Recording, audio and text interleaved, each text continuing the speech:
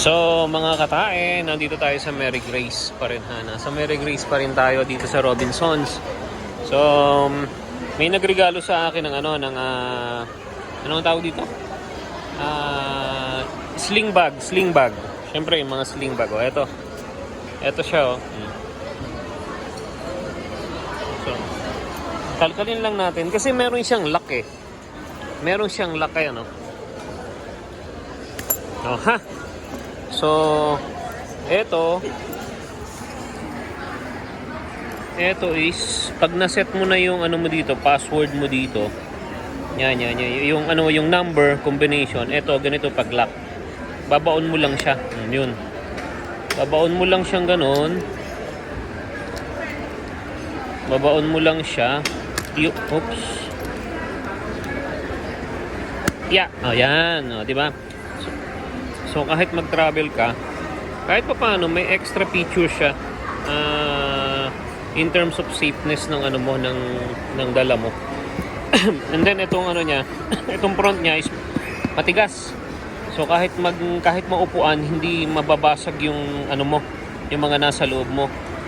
Kasi nung isang araw, yung salamin ng anak ko nakalagay din sa kanyang bag, malambot, basag yung salamin. So ito okay to. And then meron siyang USB port. So ganito ang system nun. So pag i-open mo, yun, nag-open na, di ba? Pag i-open mo siya, ito yung itsura ng loob niya. So yan. Ito yung loob niya. Oh.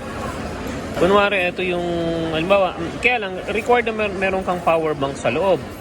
So, halimbawa, nakasaksak mo to sa power bank. Let's say may power bank ka na rito, ano? So, let's say nakasaksak yan sa power bank. So, while you're traveling, o halimbawa, naglalakad ka, o kung nasaan ka man, sasaksak mo dito yung, saksak mo dito yung USB port mo papunta sa telepono mo. Let's say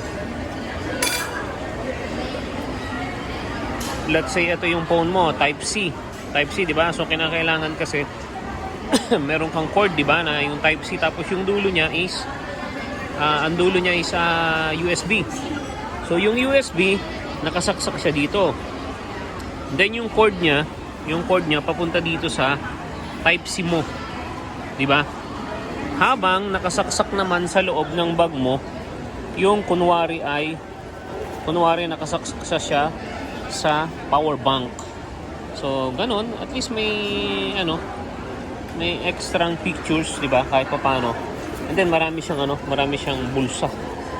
Bulsa ng katarantaduhan. Ito pa, meron pang bulsa rito para sa wallet, etc. And then may bulsa rin siya dito. Para siyang maliit na luggage.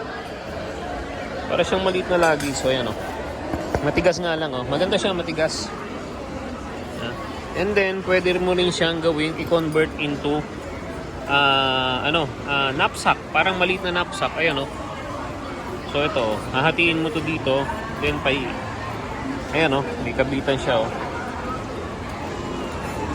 Lalagay mo lang to dito and then papunta rito. Hindi ko lang mahawakan eh. Ayan, basta paikutin mo siya dito. And then, knapsack na siya. Para siyang maliit na knapsack. Pero mukha naman tanga pag knapsack eh.